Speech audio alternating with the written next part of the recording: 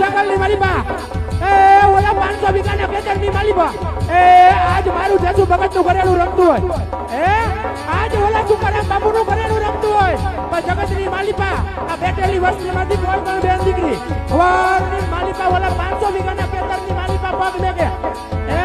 એ ઓલા તારા જેસુ ભગતના ઘરેણા પાયે પગ મેકે અને કદાચ એને મનની માલિપા ભીખ માગે એ એનું વાગનું આવડું આ તારા પગની કેનીએ પડે એની વારે તો એની પેલા એ વટની બોડીનો ભીખ ભોગે નહીં ને જલ્દી તો જલ્દી હે બેરવા પૂજાનો કરે બાપા